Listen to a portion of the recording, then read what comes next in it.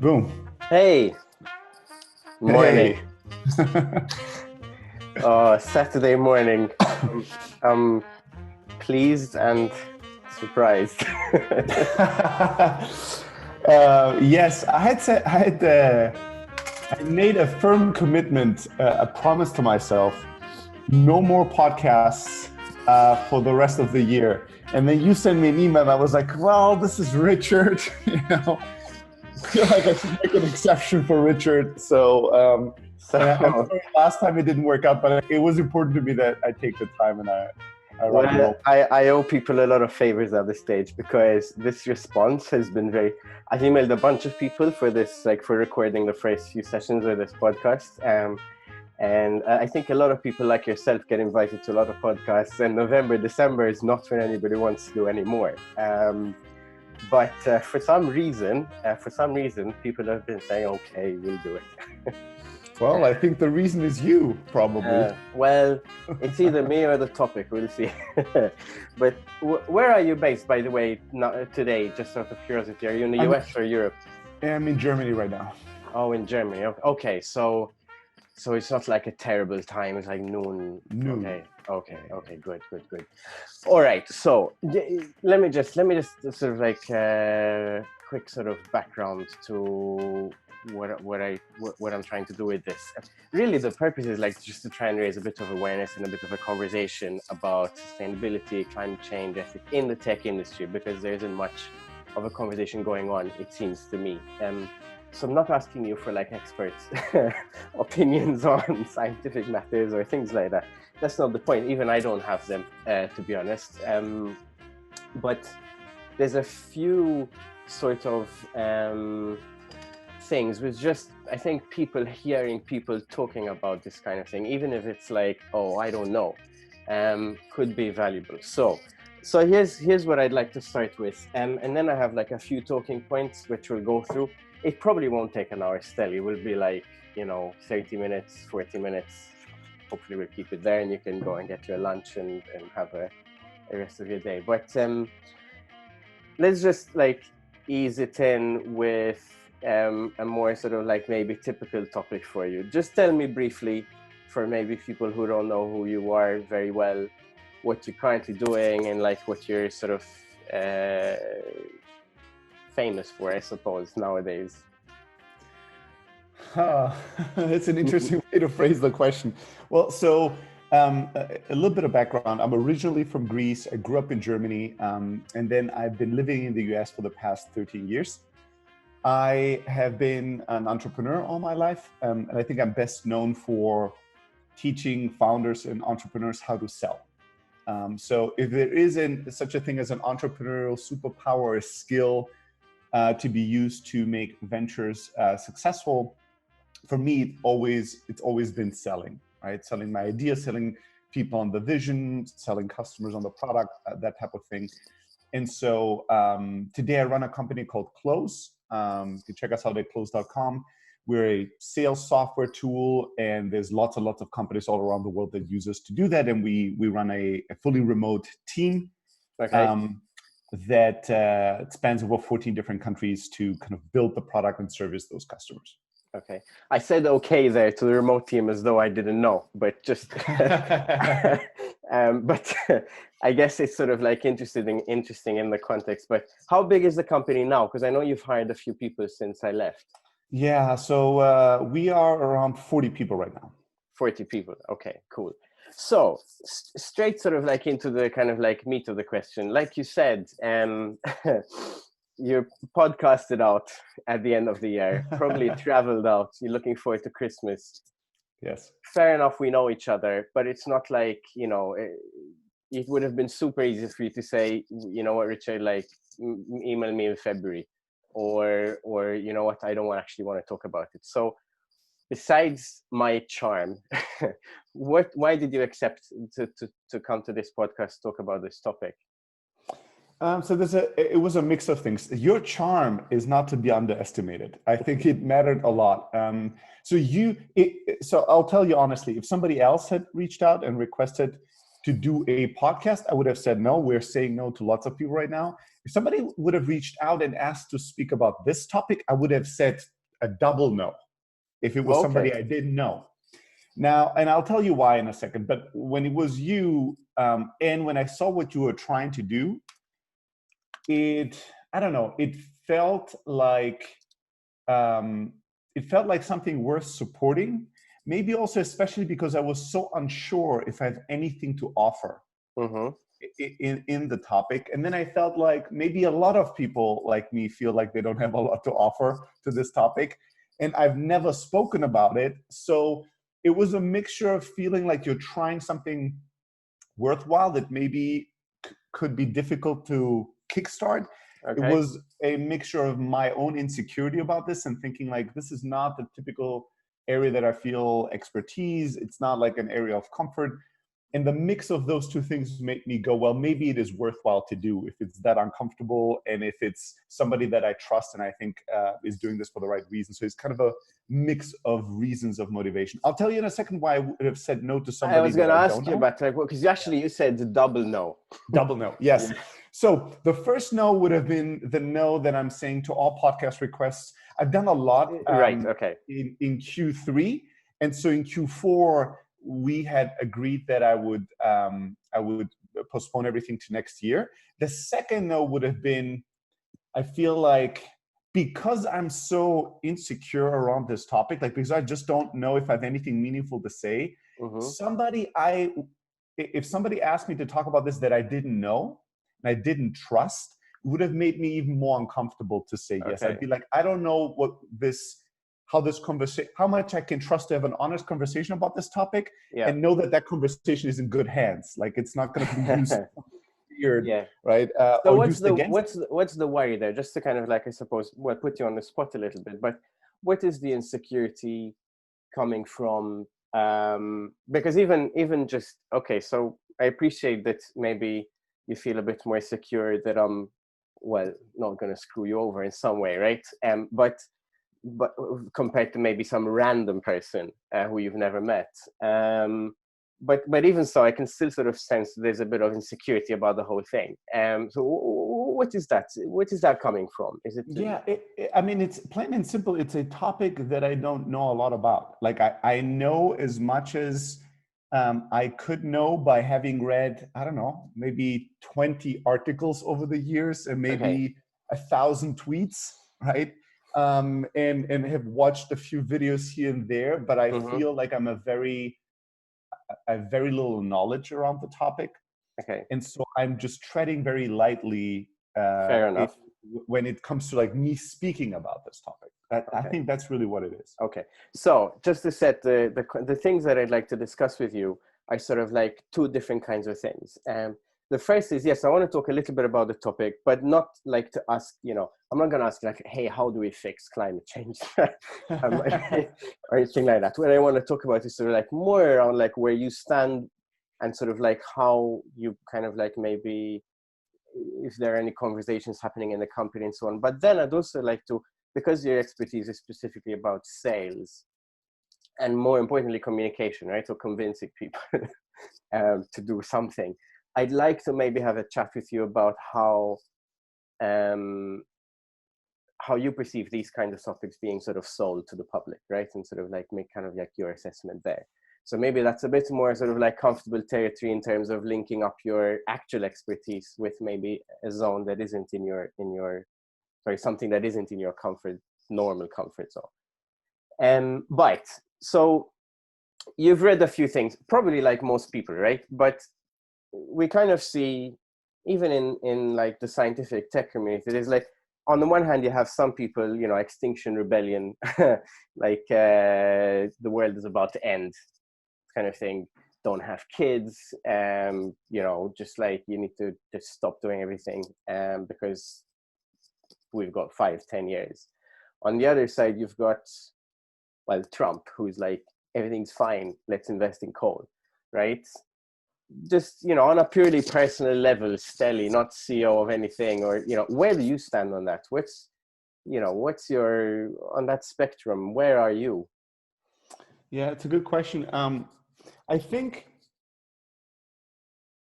I think my current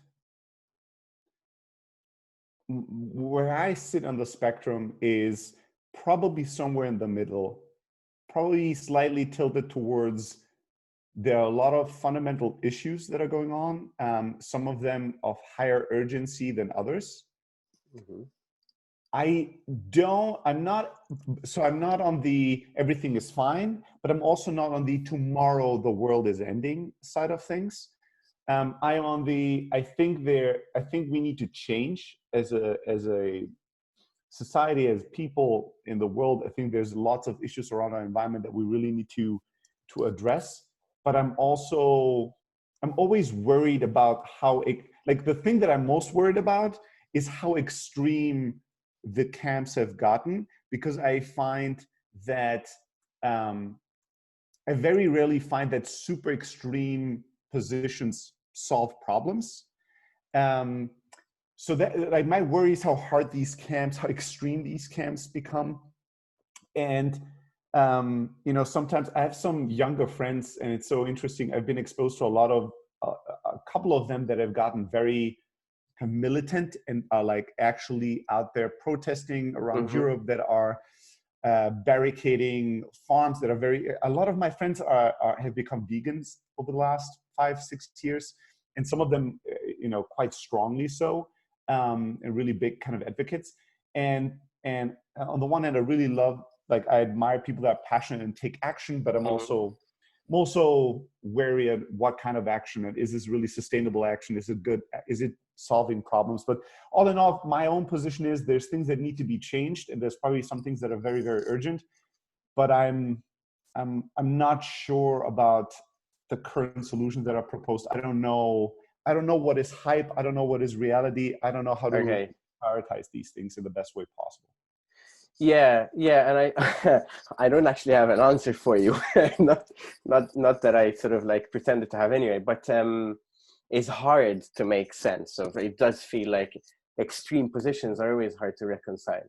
But when you say, you said like some things are of high urgency and we do need to change a few things. What sort of things do you have in mind? Yeah, I mean, I do believe energy is a big, resources in general. If you think about the planet, you think about the kind of resources at our disposal, and you think about the needs for energy and resources that are growing around the world and probably will continue to grow. How do we address that? I think that there are some people, and I don't think that the status quo is probably going to work. I think that it's breaking, and it will continue to break in many ways. So the question then becomes, what's the right approach to solve some of these issues? And if you live in Silicon Valley long enough, you'll believe that technology is going to solve everything, which I don't. I do believe technology is important, but I don't believe it will solve everything. But then, I also don't believe that. I don't believe that it is reasonable to tell the world to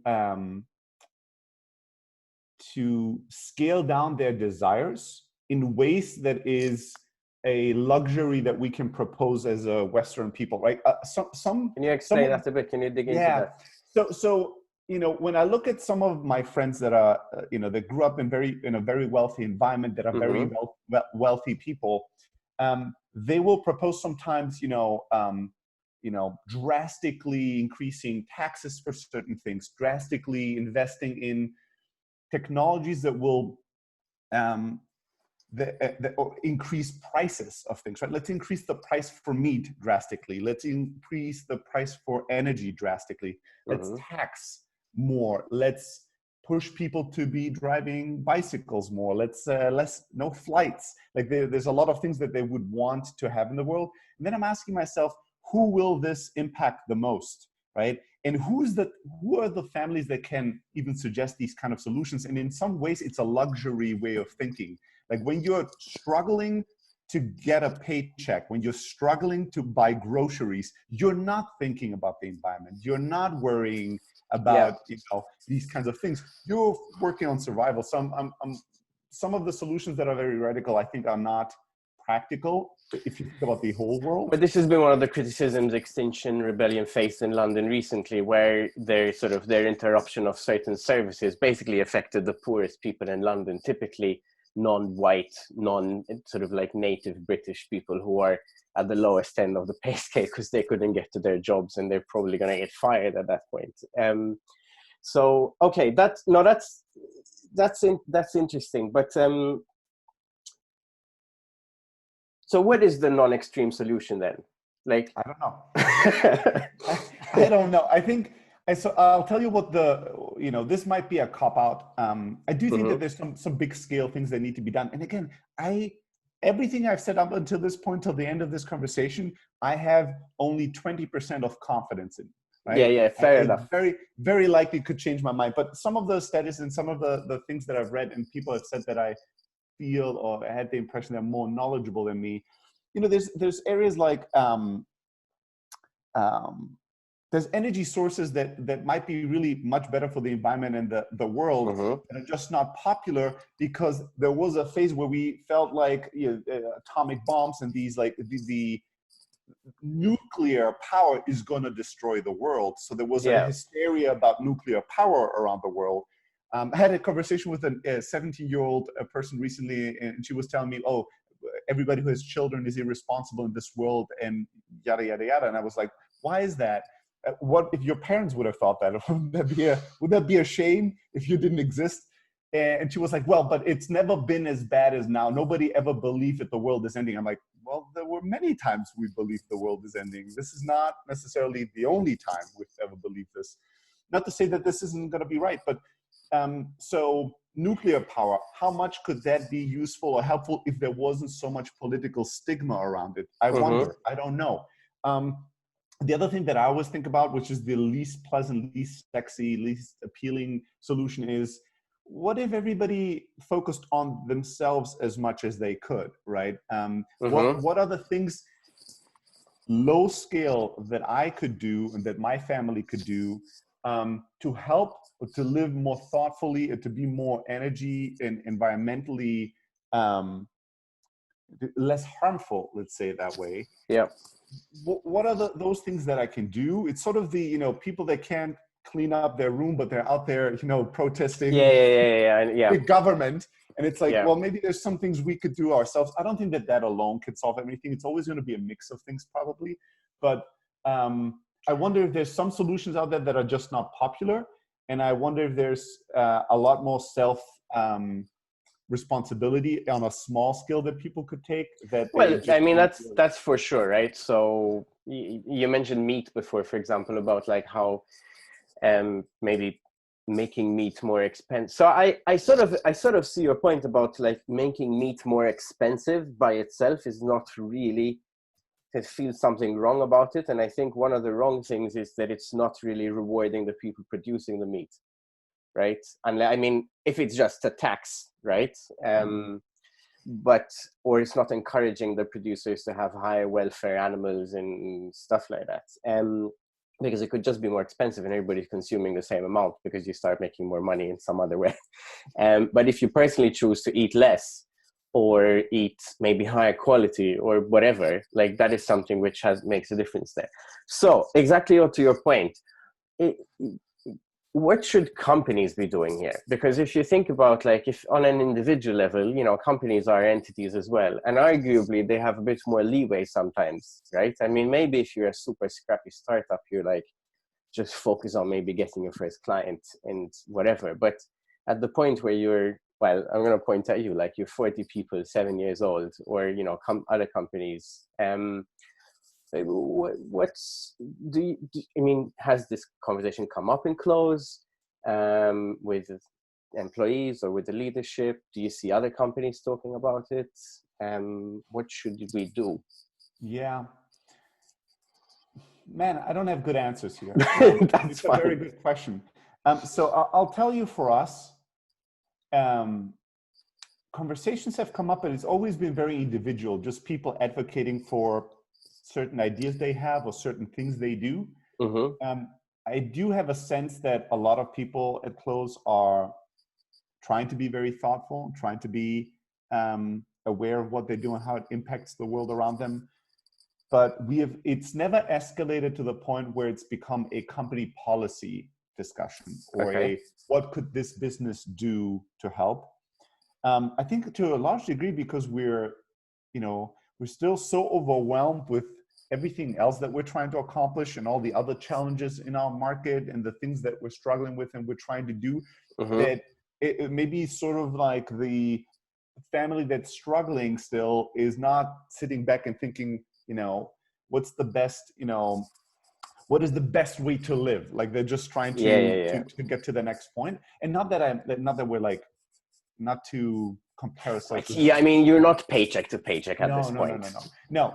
But we are still kind of, we also don't feel like at the point where it's like, okay, this business is now stable and it's just going, and now we're wondering, resources are just piling up, and now we're wondering what cool things could we be doing? Like how are we going to be doing things? And I've not also seen, I haven't seen a lot of other companies discuss these topics.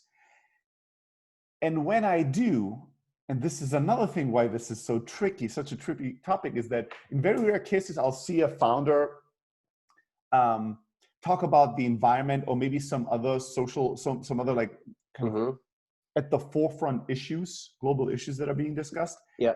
And sometimes I can't but help having the impression that this is very much just virtual signaling, that this doesn't seem authentic. This seems self-congratulatory, or these seem self-promotional.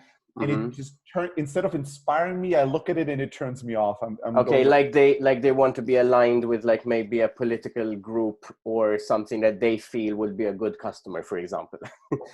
and I don't even think that. I think it's more they want to present themselves. They want to create an image of themselves that seems like this incredibly thoughtful, forward-thinking, this type of person that's going to be admired by more people because they're so great in what they do, versus somebody that deeply cares about an issue and is trying to share what they do in that area with other people. So what is because this is like touching on stuff that you start to become like a bit of an expert on, right? Like the way people communicate.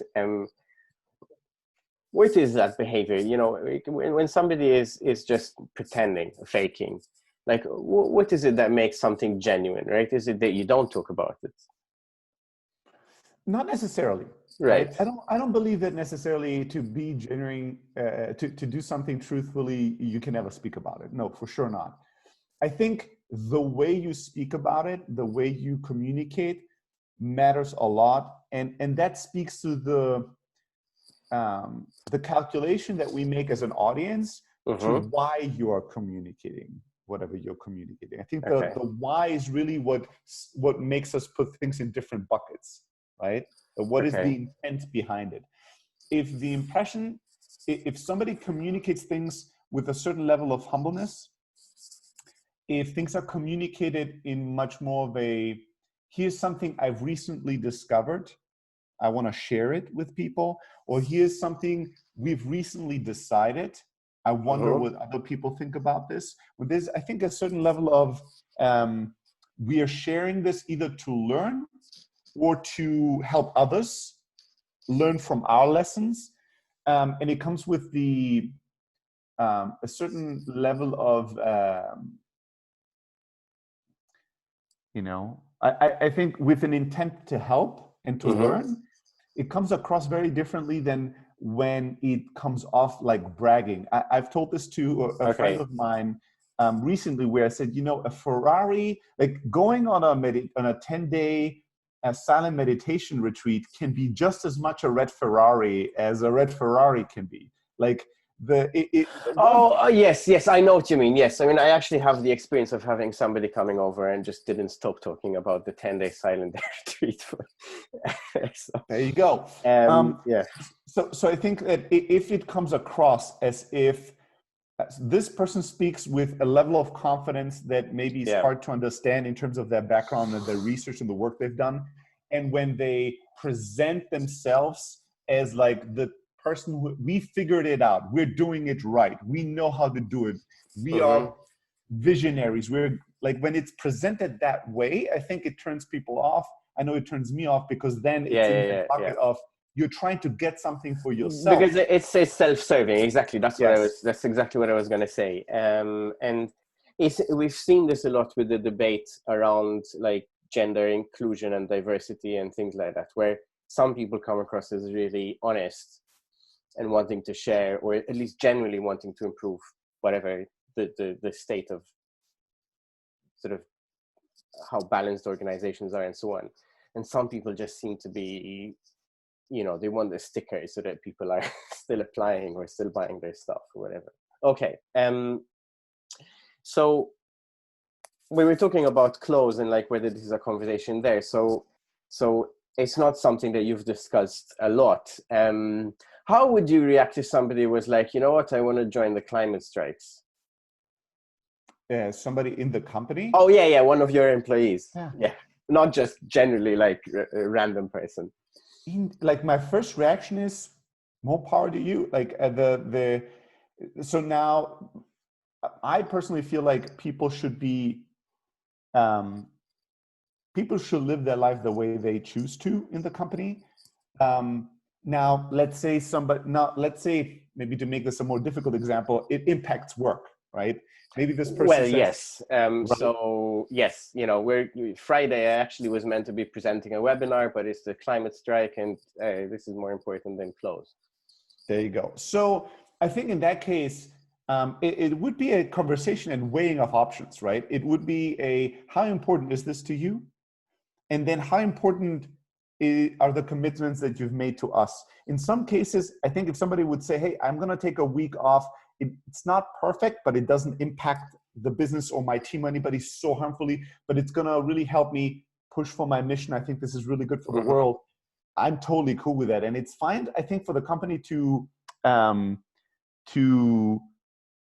have to carry some burden to support people in their lives and in their what is important to them. So yeah, it always has a certain, it's a, you know, and give and get it, there's a balancing act. Now, if somebody says, I want to take the next 6 months off paid to go around the world and protest climate change, that would be a problem, right? Because we don't have the resources to invest in you to do this full time as a job. This is just something we cannot offer. And I think generally in any case, like when an employee strikes, there's a limit to how long they get paid anyway. So the point of striking, I suppose, is that you're guaranteed your job. You're not penalized for striking by being fired, for example, right? So yeah, I think we'd want to find a way to support, you know, an employee like that within reasonable, what we would deem or negotiate as like reasonable back and forth, like give and take.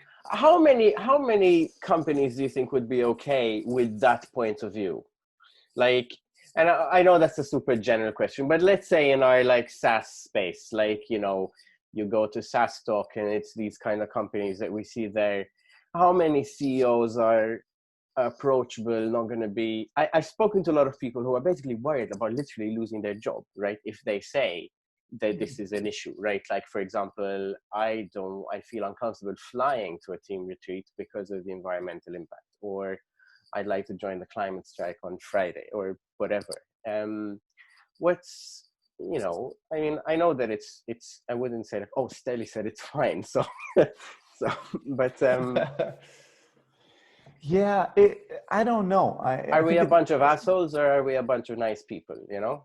I think probably both in a complicated mix. This is the thing. I think this is my biggest worry is how much we discount in today's world. It seems increasingly that we try to adopt a worldview that's very black and white, where people cannot be assholes and nice people at the same time, which to me is the reality for almost every human being. Like, to somebody, you know, there's many people that say I'm a nice person, and there's probably many people that think I'm an asshole. And it's, you know, we're complex. We're not one-dimensional beings. I think the truth is that I do think that a lot of CEOs in the SaaS space, let's say, my impression, I don't know if this is right or wrong, but my impression would be that a lot of them are maybe a little less in the position to think as long-term as I'm able to. So a lot of times they Okay. feel a lot more short-term pressure, right?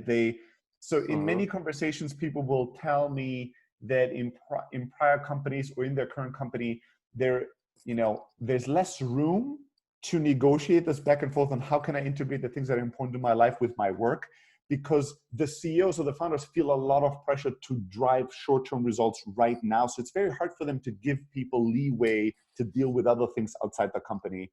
But I think it's not because the CEOs that I've met are mostly well-meaning people that want to do good things, right? And want to be good people. But I feel like the ones that probably are not, are more on the asshole side of the scale. I wonder how much of that is pressure more so than a personality type, like a pressure, maybe even an irrational one, maybe a pressure that they create themselves. So I think that in general, companies and people have a difficult time to be very honest with each other, because it's hard to be around other people and not feel judged or not be afraid of the consequences of being honest with how you feel about things. So what's important to you. So most of us are more guarded. And I think I'm not surprised that people have told you this. Yeah. Okay. So as the one last thing, like last topic, it might be a couple of minutes. You mentioned before that, like in Silicon Valley, you have this sort of thing of like, all tech will solve everything, right? Which I think the way you said it was like, you don't really agree with that, which I was glad to hear you say that, because you could argue that a lot of the environmental problem facing is created by tech. I don't mean that we shouldn't have tech, but it's not a magic sort of silver bullet tech that solves everything. So to now tie that back into sort of the sales aspect of things, right? Let's say you are a concerned employee. Maybe you're like extremely sort of like concerned, or maybe just generally feeling like, oh, we should maybe tackle this. And you, for example, you want your company, you'd like your company to start working towards being, say, carbon neutral, right? In terms of like offsetting travel, the use of server racks in space and things like that, which, for many companies that I've spoken to, have found maybe it's not a trivial cost, but it's not massive. We'd like maybe sort of like 1 to 2% of revenue, right? Which is not insignificant, but at the same time, it's not like a massive thing that is, unrealistic. How do you sell this internally, right? Because you're not making profit, but it's still a sales pitch, right? What should the customer service rep pitch to the CEO? Or yeah, I think that's a good question. So I think it all starts with asking yourself, who is your audience? Who is your buyer, right? So I'll give you 2 examples. If you pitch this to me, let's say, then you might know how important to me building a house we want to live in is. That's one of our most important values in the company. And that's a very important value for me personally in everything I do. So if you know this, maybe your pitch will have to tie into how important it is to me that this business builds a world and builds a house that we all want to live in. And how this is an area that we are not living that fully, and we could, right?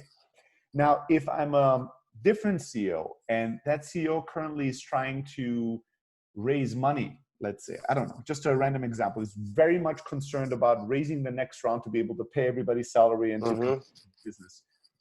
Maybe I would sit down and think, okay, how could I pitch this to the CEO as something that will elevate our brand and image, that will make the right type of investor be more excited about the culture we're creating.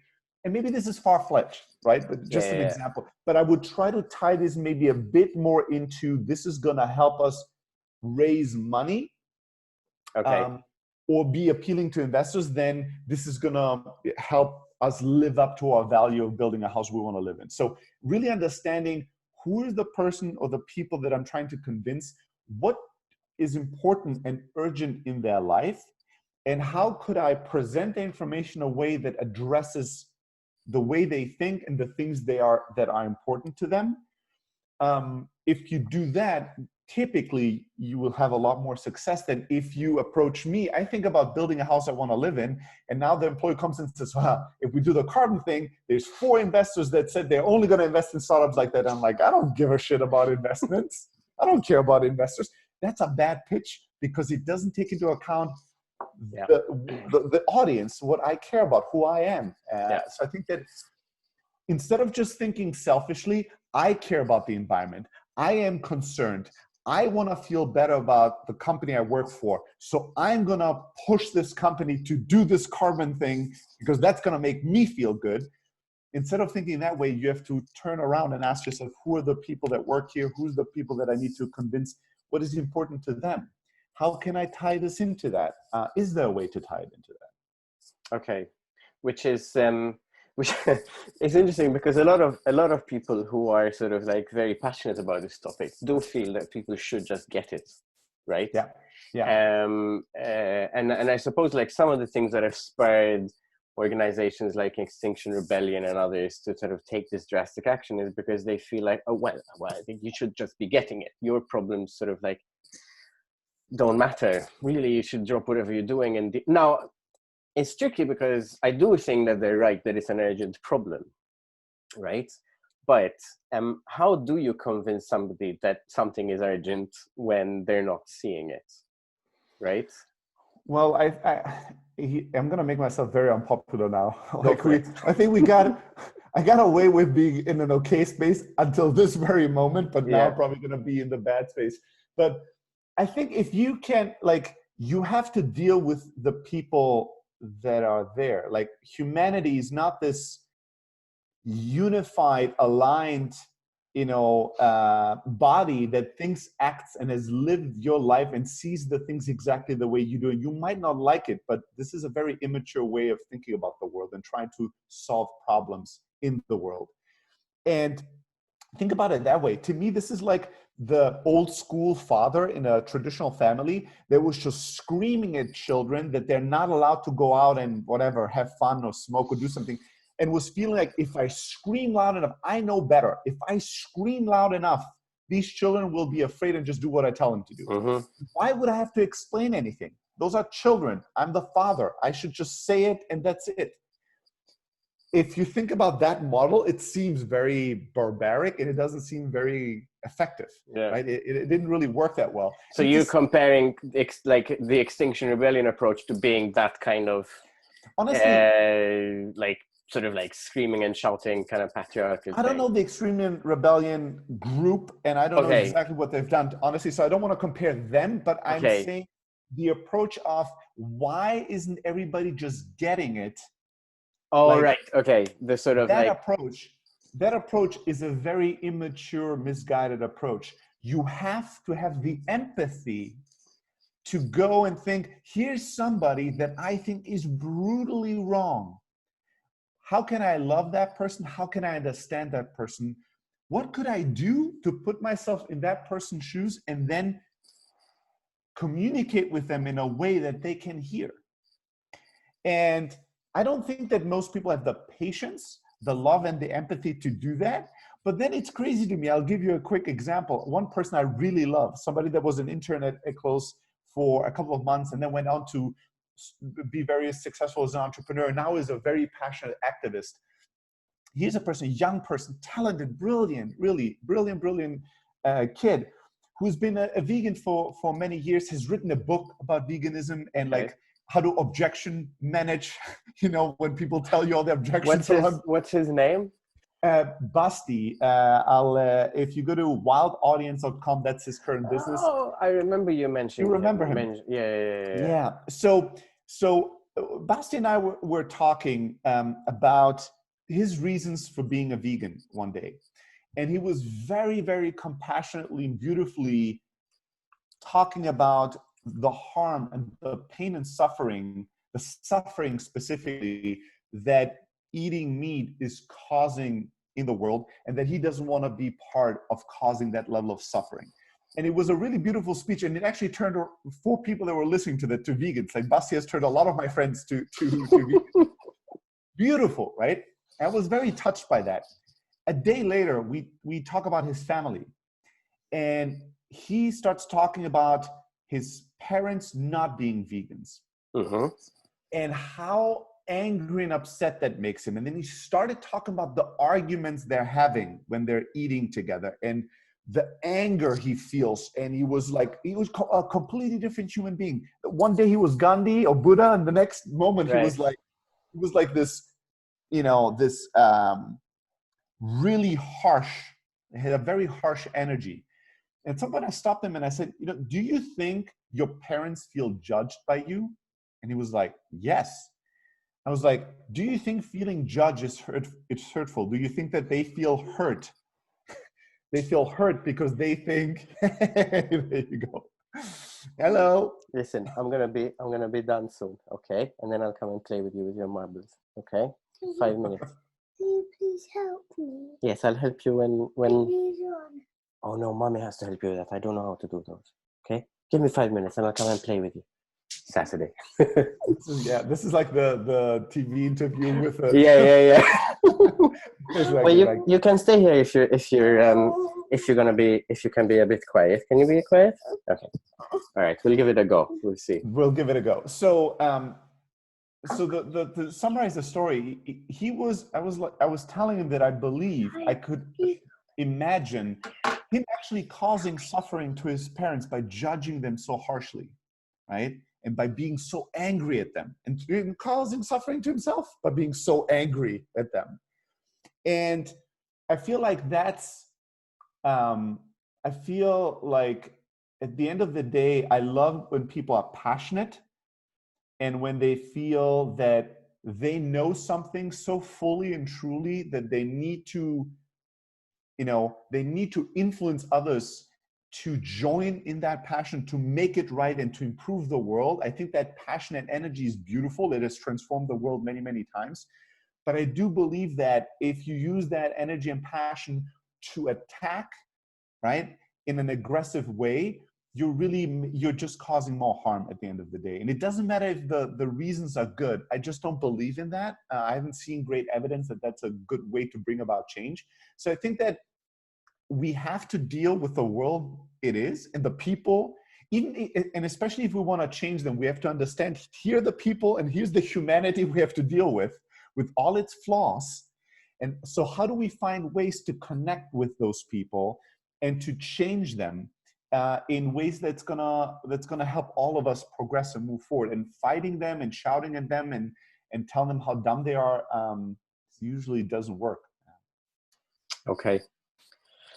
And I do agree with that, by the way, but it can be, I mean, we're talking about, for example, parenting. Sometimes it can be very easy to expect, like, why aren't you just understanding what I'm saying?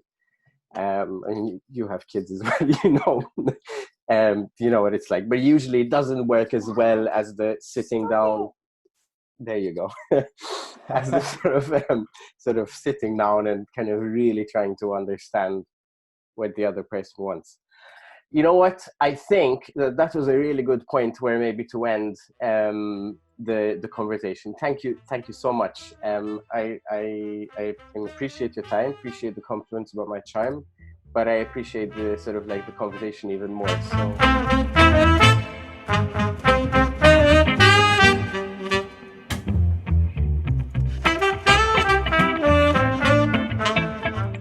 Hello, me again. Thank you for listening to the episode. I hope that was as interesting and useful for you as it was for me. As always, I encourage you to visit our website, fatalair.blog, to subscribe to our mailing list and find other ways to contribute and help us support the project. Thank you very much. I'll see you next time.